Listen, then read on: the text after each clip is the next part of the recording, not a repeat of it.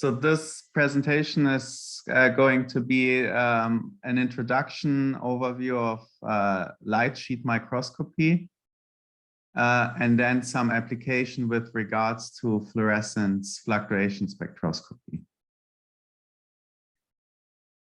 So most of the microscope techniques can be classified in two categories, which are the camera-based approaches and the single point detection approaches.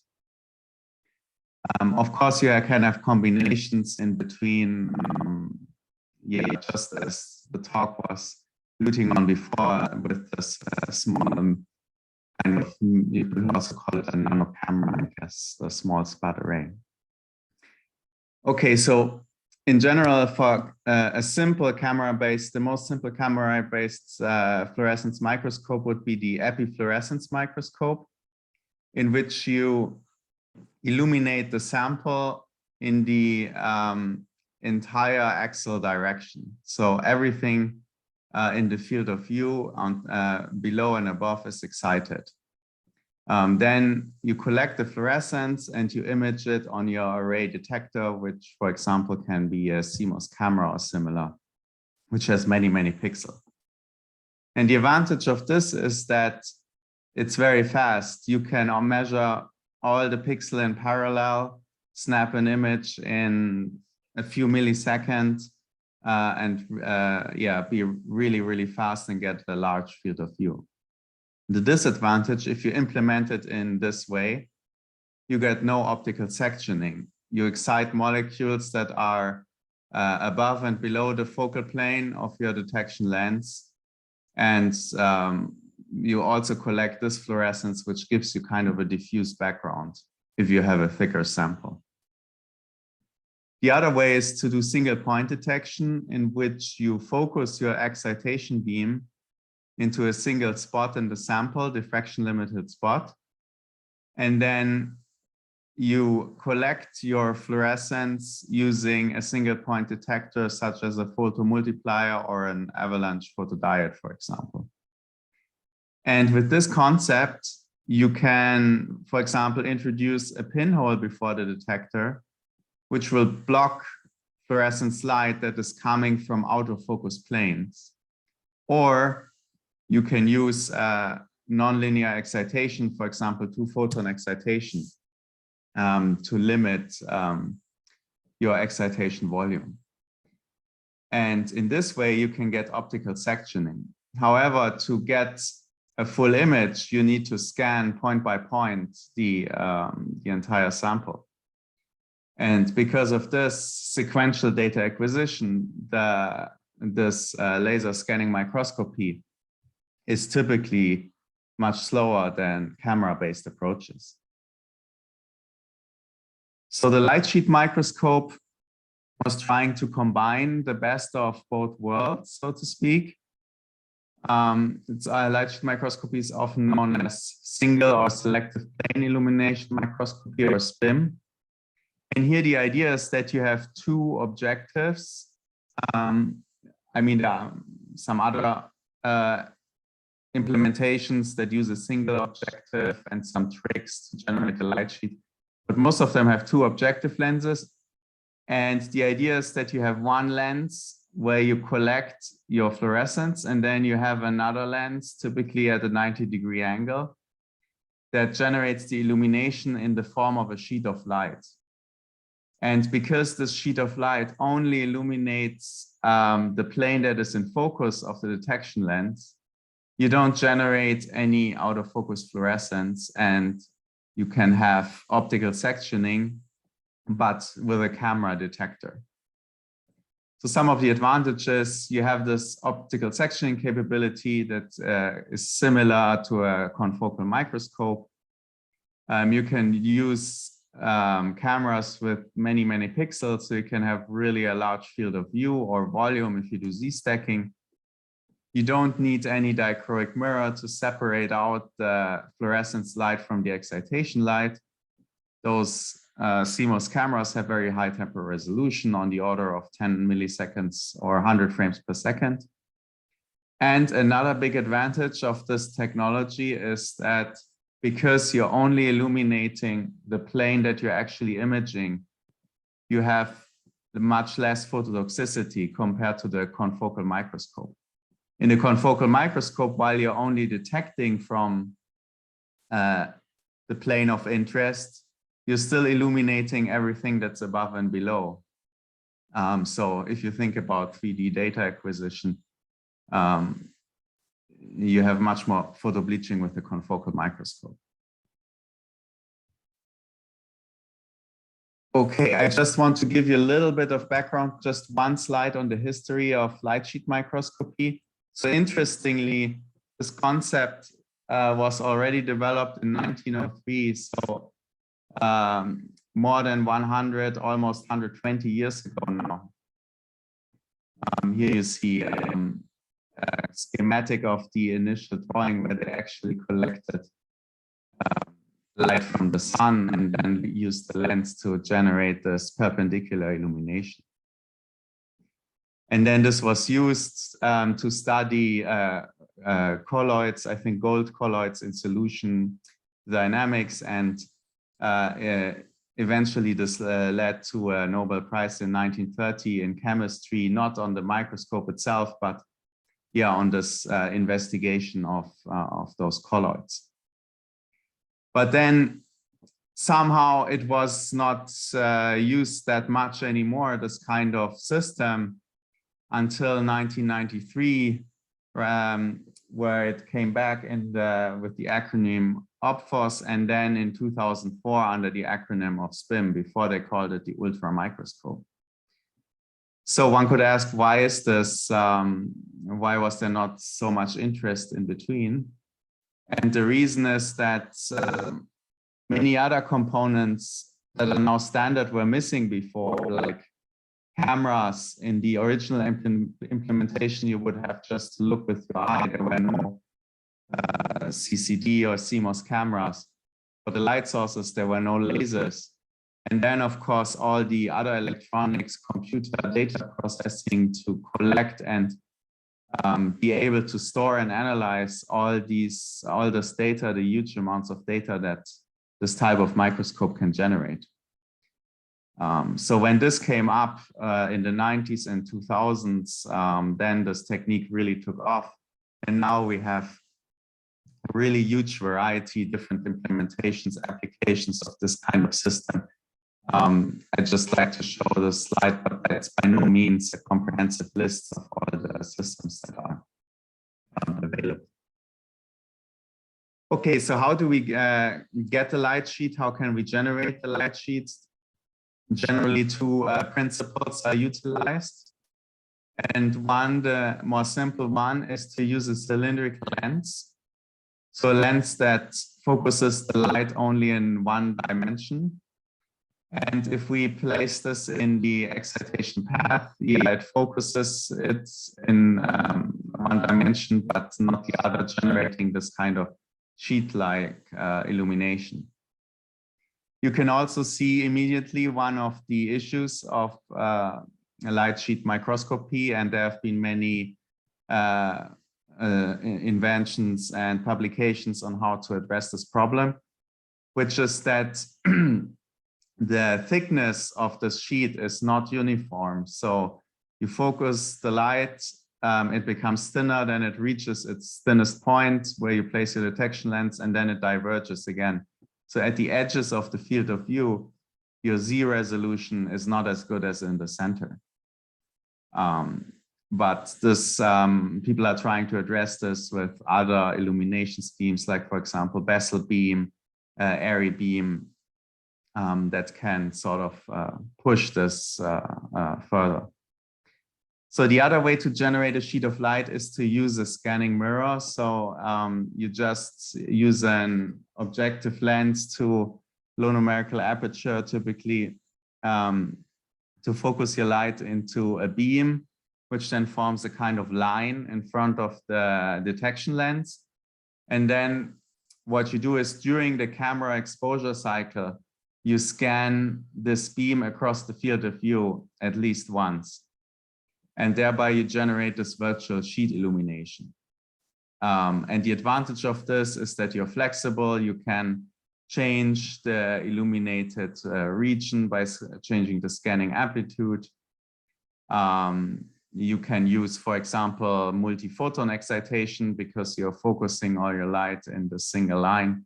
So there are a couple of advantages of this way of generating a light sheet, but it involves a little bit more of effort because you need these galvo scanners here to scan behind the objective lens. The other question is, okay, so typically we have these two objective lenses. So how do we implement this mechanically? How do we put our sample?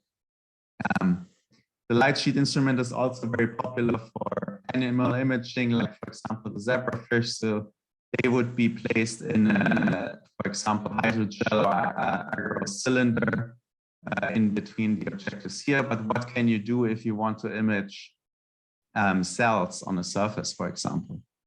Well, one popular implementation is the upright configuration, where you have those two objective lenses at the 90-degree angle, and then you dip into your sample dish from the top. So this is an example of how such an instrument could look like. So you see that most of the components are assembled on this optical breadboard, which is now brought up vertically.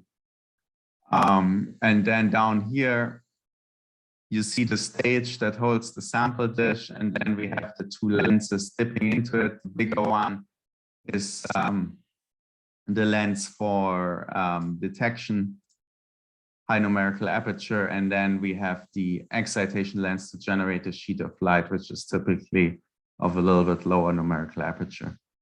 So this in this implementation was the scanning approach. So we have some fiber coupled illumination sources that are then reflected onto this galvo mirror scanner. We have scan lens, tube lens, and then can generate the sheet illumination here.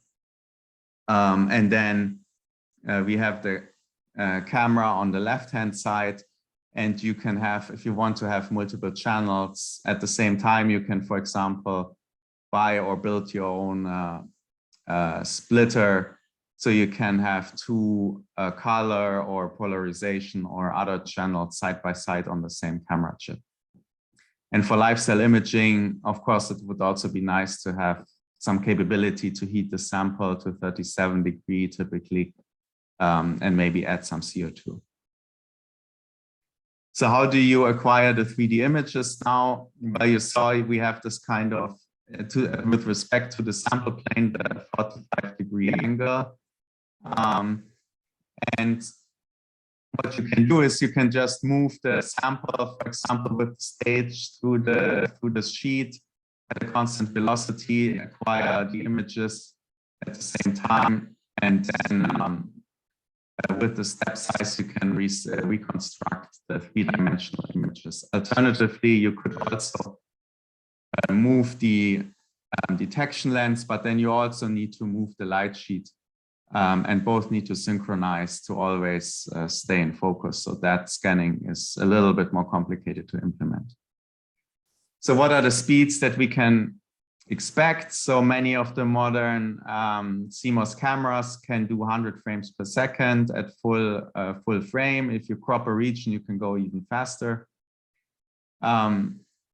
So for example, in this case, we imaged 200 by 200 by 60 micron cubed in roughly 10 seconds, which if you compare it to the confocal microscope is of course much, much faster. So here is an example of the type of images that you can get. Okay, let me play the video. So this is a 3D data set, and what you see here are CHO-K1 cells expressing EGFP paxillin. Paxillin is this molecule that plays a role in focal adhesions that you have already heard about in the Briggs and number and brightness lecture. And yeah, you can immediately see the fast image acquisition. We can follow the motion of the cells in 3D. And you also see that we have minimal photo bleaching, which are all the advantages of the light sheet instrument. So what kind of information can we get from these data sets? Well, what you can see clearly by eye is the cell migration. You saw these cells kind of crawling on the glass, and they are assembling and disassembling those adhesions as they move. And this motion is on the order of minutes to maybe even hours. Then we have the structural changes, which is the individual adhesions assembling and disassembling, which is more on the second to minute time scale. But then we also have the biomolecular dynamics, as already discussed previously, which is the single penicillin EGFP molecules in this case, diffusing in the cell and moving to different locations, in this case, in the end, to those focal adhesions. So we can observe many different processes happening on different timescales with this kind of instrument. Now the question is, okay, from the image data, just by looking at it, we can study the cell migration and the adhesion dynamics, but we would not be able to tell how fast the molecules diffuse within those cells. So to get this information, we can turn to image mean square displacement analysis, for example. Just to reiterate the concept really fast.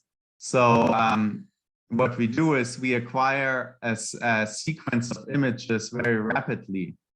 In this case, we have camera images and everything is exposed at the same time. So the one image by itself does not contain any time structure, as opposed to a raster scanned image where we then can use rigs to leverage this time structure. But instead, we collect many, many frames very fast as a function of time. And then the time structure lies within this additional dimension, so the frame-to-frame correlation, which we were not considering in rigs, for example. So we calculate the spatial temporal correlation of this set of images, and then we end up with this correlation function stack. And what you see is a peak in the center, which represents the probability to find a molecule at a certain distance. And the reasoning here is that if you look at very short time delays, then the molecules were not able to move very far away from where they started. So this probability distribution is very narrow and the amplitude is high. As we increase the lag time, the molecules were able to move further and further away from their initial position. And as a result, this function decreases in amplitude, but also broadens because now you have a chance to find a molecule further away from where they started. So this is what you can see here. At increasing lag time, we have this broadening of this function. And by just fitting a Gaussian model, we can extract the width of this function as a function of the lag time. And this turns out to be or correspond to the mean square displacement of the molecules. So we have the MSD plot we can get from this type of analysis. And just to show you a few examples, one is the diffusion of a dye, a small molecule, rhodamine 110, which diffuses at about 400 micrometers square per second, which we were able to confirm with this method. Then you have the green fluorescent protein, which is a bigger molecule. Yeah, it's a protein, which diffuses at about 90 micrometers square per second. And then down here, you see some beads, which are even bigger, which in this case diffused about 30 micrometers square per second. So you can see with this method, although your acquisition is in the millisecond, on the millisecond time scale, and your diffusion time considering the molecule moving from one pixel to another pixel is on the sub-millisecond timescale. We're still able to capture the diffusion because we are using the spatial information in combination with the temporal information to get this kind of information. Okay, so here are some examples of application of these techniques in live cells. On the left-hand column, we see a cell expressing the green fluorescent protein. The shape of the cell, you think, looks a little bit different than what you're used to. And this is because now you have to remember we are looking at it from a 45-degree angle. So we're kind of slicing it in the XZ direction. So this is why it looks maybe a little bit unfamiliar. So down here is where the cell attaches to the bottom of the dish. Okay, so in this region, we applied the image mean square displacement. And you can see we get about 22 micrometers square per second, which is what you also were getting with other methods like RIG, single point FCS, and so on. Then we have our EGFP pexillin that you have seen in the previous movie, and we are getting about 6 micrometers square per second of diffusion in the cytoplasm of the cell. You can also nicely see that this protein does not go into the nucleus. Then we have the glucocorticoid receptor labeled with a red fluorescent protein, which does go into the nucleus. And if you look at the diffusion inside the nucleus, we got about 1.6 micrometers square per second. These are all cases where the diffusion, at least what we observed, was more or less free, which is indicated by the linear relationship between the mean square displacement and the lag time. Of course, it might be that if you look at even smaller lag times, that on smaller spatial scales, there could still be some trapping, but at least in the long range motion, for those three, we did not, we saw pretty much free diffusion. But of course, you can have other scenarios.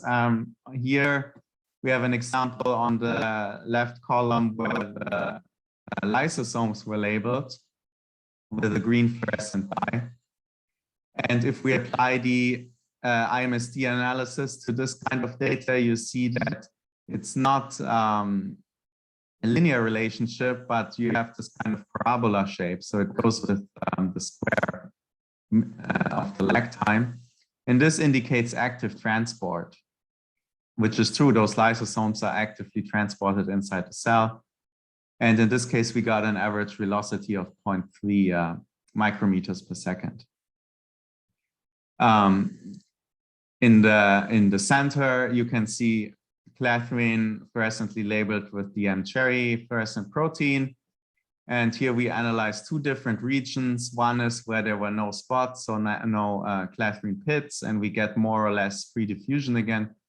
But then you also have these clathrine pits that were internalized, and they are actively transported again. As a control, you can see here the H2B EGFP, which just binds to the DNA in the nucleus.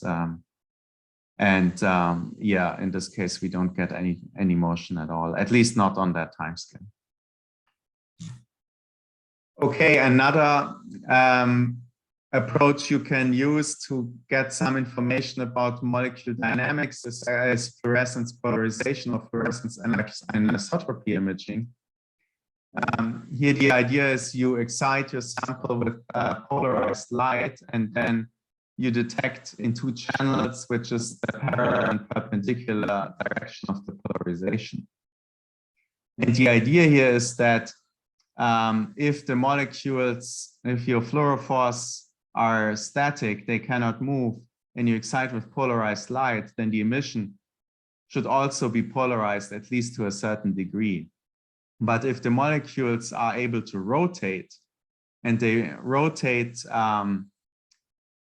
before they had the chance to emit the fluorescence photon, then the polarization, so because the orientation of the molecule has changed, the polarization of the emitted fluorescence will also change.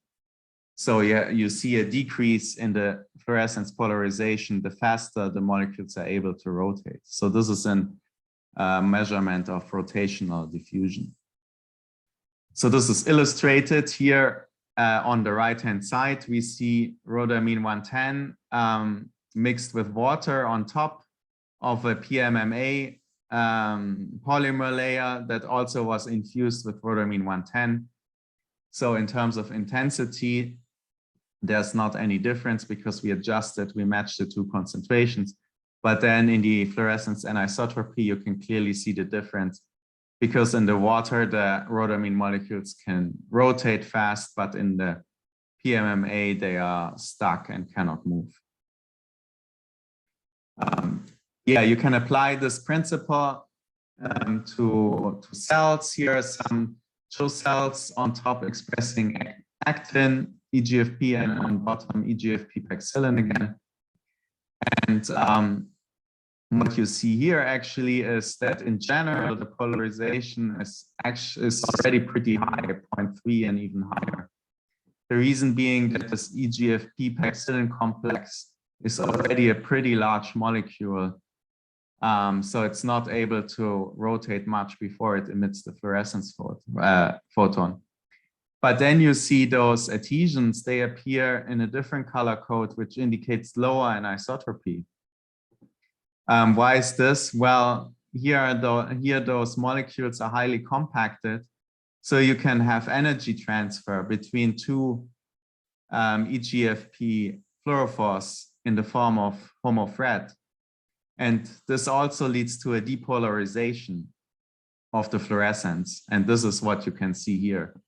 If we quantify the polarization as a function of the Z depth, you can see that it's low near the surface where you have those adhesion complexes. And because this is slide sheet microscopy, you can have these 3D data sets, acquire them very fast as a function of time. For example, to track the formation of those adhesion complexes.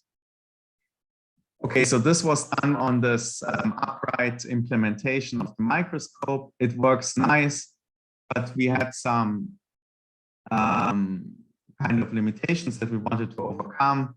Once we want to use a small sample volume, not have this entire dish. It would be nice if we can isolate the optics and the sample for difficult specimen. If we could have access from the top, for example, connections to add some fluids or something.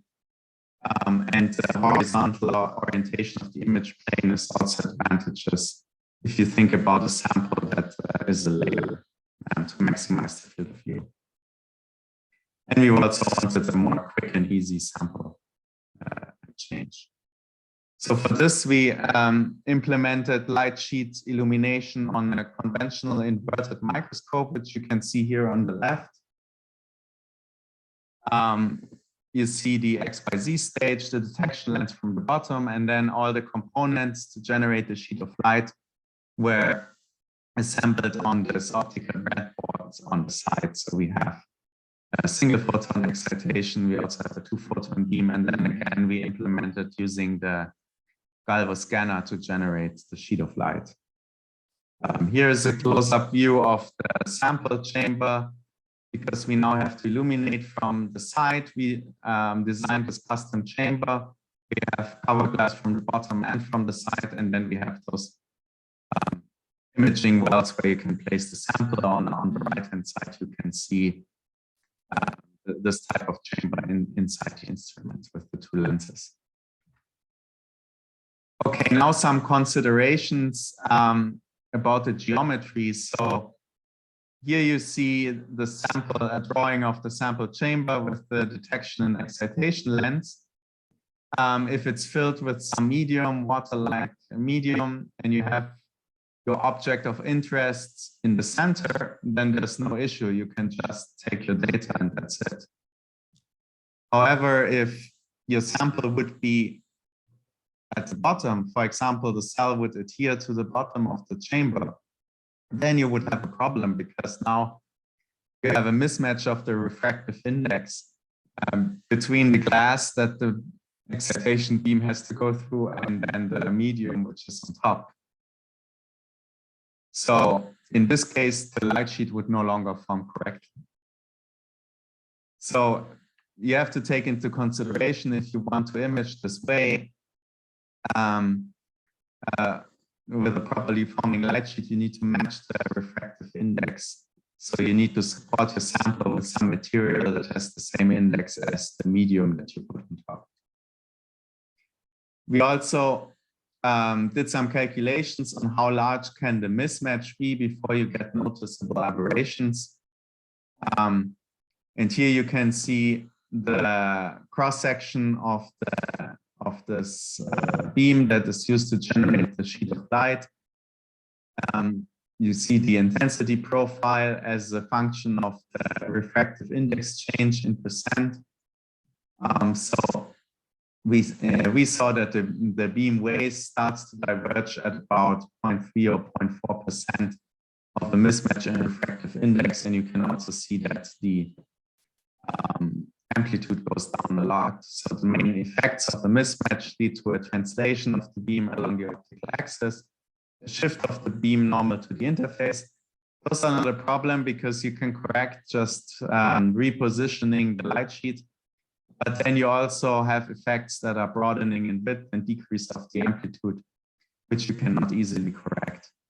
So what we found is that you need to match your index better than 0.3%. Of course, it depends on the illumination numerical aperture. If it's less, then you need to be less precise. If it's more, you need to be even more precise. So this is 4.3 illumination and 1 millimeter imaging depth. Here are some materials just to give you an idea what the refractive indices are. Marked by the blue box is water, PBS buffer, and some cell medium, which are in the range of 1.33, 1.34. Then down here marked with the green box, we have some popular hydrogels, for example, collagen and agarose. At those concentrations, they have a refractive index pretty similar to that one of the water or the cell medium, so that should work very well, and people have used that a lot. But then there are also some polymers, so they come in liquid form. You can pour them and then you UV cure them to polymerize, and you can also get some that have a refractive index that is pretty close to water. Just here to recap with these polymers, here are some beads in agarose. Of course, you have no problem imaging them with the resolution, in this case being about 370 micron in XY and 1.1 micron in Z. And here we have those same beads, but on top of this resin that has a similar index. And you can see that this approach also works well. Unfortunately, the resin has a little bit of autofluorescence, as you can see here in this XYZ view. Okay, so one example how you can use this is shown here. So we deposited this polymer, and then we deposited giant unilamellar vesicles with UVs that were anchored to a BSA biotin coating of the surface. The vesicles were labeled with the dye Texas red, and we had two different lipid compositions. One is just one lipid DOPC, which is fluid, and then a mixture of DOPC, DPPC, and cholesterol, where then you have phase separation, which form these kinds of domains. And those are not static, of course, but they can move, diffuse on the surface of the GUV. They have different affinity for the dye, so that's why you can see them. And now the advantage is we can acquire 3D data very rapidly, in this case at about 1 3D data set per second. And then we could, for example, track the motion of these domains on the GUV surface. Here is an application in cells. We have lysosomes labeled with the lyso tracker. Again, 3D data sets were acquired. And I just want to point out that this data set encompasses 500 Z-stacks.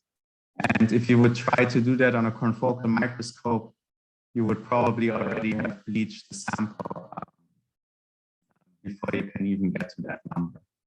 And then you can also use this to calculate the track center velocity of the lysosomes in this case. Another example here is the zebrafish embryo. This was a 36 hours post-fertilization embryo labeled with the dye in red. And what we imaged here was the microcirculation of the red blood cells in the circulatory system of the zebrafish. And here we acquired Z-stacks at a rate of 5 stacks per second. So now you're approaching video rate imaging, but in 3D, not just in a single plane, but in all 3 dimensions.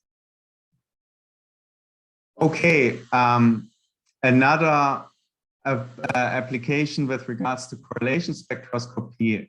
If you remember, the 2D pair correlation function method has already been introduced, and here the caveat is that you need optical section data and you need to be able to acquire it very fast, which is, those conditions are fulfilled, for example, by the total internal reflection microscope. But in this case, you could only look at the membrane of molecules. But now, of course, with the SPIM providing this high spatial temporal resolution, you can apply the 2D PCF approach. So the idea was just to also quickly recap. We have a pixel of interest that we correlate with other pixel, with surrounding pixel at a certain distance. We call the pair correlation distance. And we repeat this operation for all pixels within this time stack of images. Without an obstacle, all of these separate correlation functions should look similar. Because there's no reason, as the molecule, the motion of the molecule is the same in all directions in the case of isotropic diffusion. Now, if the molecule or the molecules would be near a barrier or an obstacle, the correlation on the other side of the obstacle would be absent or delayed if the molecule can move around. And this asymmetry or anisotropy in the direction of the correlation, we can quantify by determining the long and short axis of this correlation function. And then we can visualize the barriers to motion of molecules in the image. So for example, here, if you would have particles moving in a box, and you would have a thin channel in the center that you cannot see, but once you apply the pair correlation principle, you would generate this anisotropy map, and you would see that the motion inside the channel is highly directional. And you also see those 2 weaker lines on the outside of the channel, which are because the molecules on the bottom left and top right, as they bump into the channel, they cannot cross. And we also get an asymmetry in the correlation function. So here's an experimental example on the light sheet microscope. So we have cells expressing EGFP suspended in the collagen matrix, and use the light sheet to generate optically sectioned data in one plane very rapidly. On the bottom, you can see the intensity distribution where you cannot see many features. But then if we look at the anisotropy or eccentricity, we can see all these barriers that exist to the motion or diffusion, in this case, hinder the diffusion of the EGFP in the cell. You can also do this in tissues. Here's an example of, this is actually the root of a plant, Arabidopsis, which is also expressing the green fluorescent protein. Again, in the intensity image, you cannot see much. You can maybe see the nucleus of the cell. But then if we turn to the anisotropy map, or the map which characterizes the center of mass shift this pair correlation function, you can again clearly see the barriers that exist to the motion of the EGFP molecule. So to summarize, the light sheet microscopy in general is very nice because it can accept a wide range of sample geometries, as you have seen, from single cells, TUVs, organisms such as zebrafish, tissues. You can image all these. You can apply fluorescence fluctuation-based methods such as IMSD or the 2D pair correlation function. You can get 3D data sets in a very rapid manner. And also, of course, you can have multiple channels, as you have seen with the polarization imaging, for example. Okay, in the last few minutes, I just want to show you. You could maybe call it a toy, but we are thinking about concepts how to use it for in-field research or some experiments. So here the idea was, how small can you make a light sheet microscope? What are the minimum hardware requirements? Well, we need some kind of light source for illumination. Then we need a method to generate the light sheet, which is, in the simplest case, the cylinder lens. And then we need a lens for imaging. And if we want to use fluorescence, we need a filter to select for that. And of course, we need a camera. But as you know, all of your mobile devices, your smartphone already has a camera. So could you actually implement a light sheet microscope using that? So this is what we came up with to try. So just on some plate that we had lying around, we mounted a small laser diode and the cylindrical lens, as you can see, and then some sample holder. In this case, we just had a small capillary with square faces, which contained the sample. And then here on the right-hand side, you can see the lens with the color filter for fluorescence detection, perpendicular to the excitation. And this interfaces with the camera of a phone in this case. On the most right-hand side, you can see a picture of this sample cuvette, which is a small capillary 1 millimeter cross-section that we were using to contain the sample. So what can we do with this instrument? Here are some images of 1 micron beads. This is just scattered light. So what you can see on the left is the cuvette or the capillary, which also scatters some of the light. And then you can see the beads inside. Because these are all cheap optics, you see you have some strong spherical aberration, but in the center of the field of view, it's actually quite usable. What you also see is, if you first look at it, you may think that the concentration of your beads is higher at the edges, because it looks like the density there is higher, but this is not the case. The reason why you see less beads in the center is because, if you remember, you have a certain light sheet divergence. So the thinnest point, the best Z-section, you get only in the center. And then in the edges, you illuminate more beads. That's why it looks like you have more, although the concentration is uniform. If we focus on this region where we have minimal thickness of the light sheets, we can take the cross-section of the beads to characterize the resolution of this instrument, which was about 3 micron with the optics that we used.